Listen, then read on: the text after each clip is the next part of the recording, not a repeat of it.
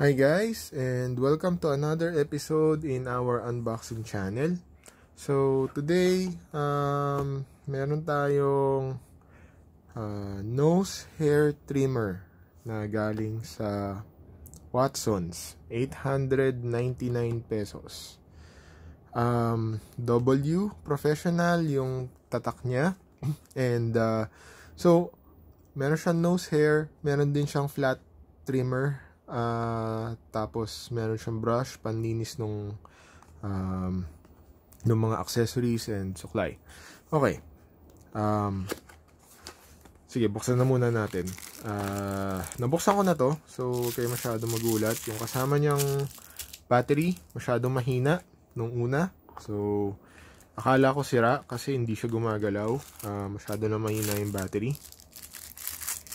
So ayun. So alam niyo naman itong mga to, pagka mga mumurahin lang na yan, akala mo maganda yung brand pero mumurahin lang rin. Ito, so ito yung actual trimmer, tapos ito, stand. So yan yung mga kasama niya. Meron siyang kasamang manual. Daanan lang natin.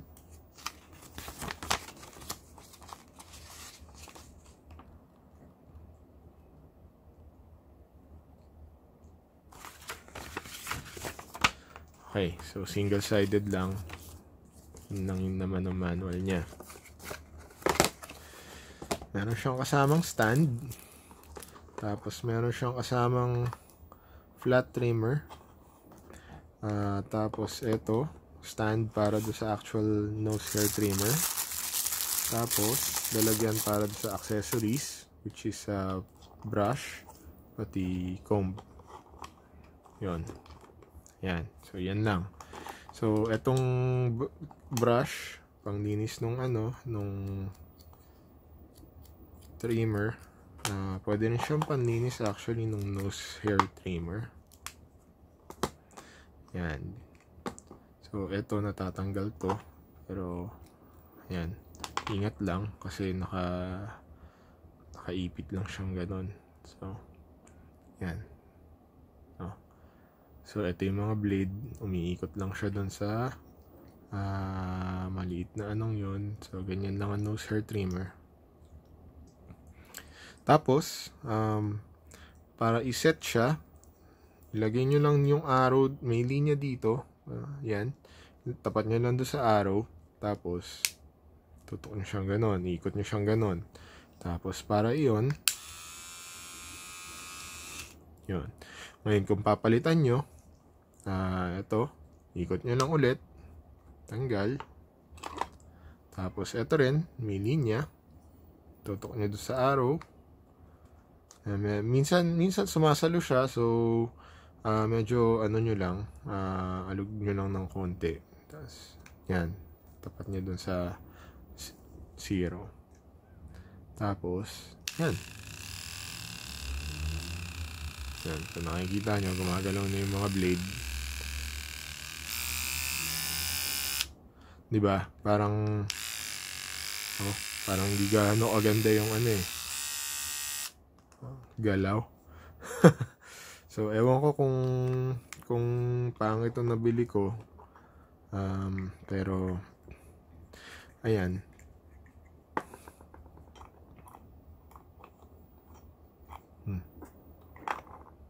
Hindi siya magandang iset pagka ganyan siya, hindi sakto, pero pwede naman kung yung trimmer yung madalas yung ginagamit. Pero itong sakto talaga siya. Yan. So kung yung trimmer yung naka-load dun sa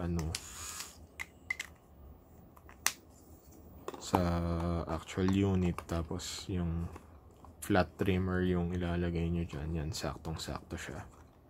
So ayan. Battery, AAA, AA. So, para palitan yung battery, so, eto, meron siya maliit na compartment dito. Yan, tulak nyo lang pataas. Tapos, ayun yung AA batteries. So, pasok nyo lang siyang pag ganun. Tapos, i-lock nyo. And, ayan. So, para i-on siya, ayan, tanggal, on. Simple. Ayan. So, binili ko talaga to para, hindi para pang trimmer or pang nose hair trimmer. Binili ko talaga siya actually para pang trim nung balahibo ng mga aso ko, kasi pagka, alam niyo naman, pagka nagwiwiwi sila tapos may fur yung ano nila, yung mga kamay nila. So minsan kumakapit yung ihi nila dun sa fur nila. So ayan, so ito yung binili ko. Meron silang binibenta itong W Professional. Meron silang binibenta rin na para talaga sa mga pets. Kaso yung para sa mga pets nasa 2,000. Ang kailangan ko lang naman ito. So yung flat trimmer. Tapos sinubukan ko rin yung nose trimmer para do sa mga sa gitna ng mga post nila, no. Medyo hindi siya ganoon ka-effective kasi kailangan sumalo dito para maputol yung buhok, and konti talaga yung napuputol ng nose hair trimmer. Hindi siya talagang ganun lang talaga yung design niya, na kasi para naman to sa hindi naman to para sa balahibo para naman talaga to sa sa buhok, sa ilong. So talagang konti lang talaga yung natatanggal niyan by design. Pero ito medyo effective naman siya na nakatulong naman siya sa pagtanggal ng balahibo ng aso dun sa post nila. So I'm thinking medyo okay naman yung pagbili ko sa kanya, no? Especially for 900 pesos, kasi yung mga shavers usually nasa 1.6 all the way to 2.5.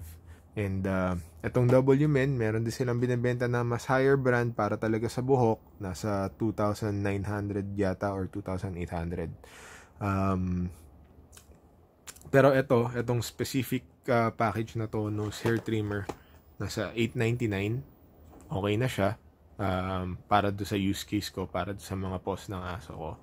And hindi naman sila medyo natakot sila nung una, pero ayun, kasi medyo maingay din siya so medyo nakakatakot din do sa aso sa una, pero effective naman siya.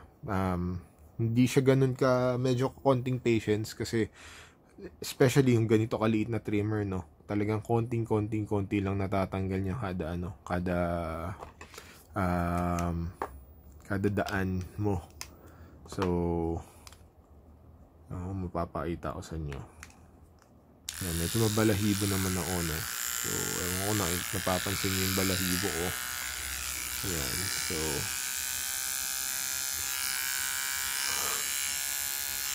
so ayan.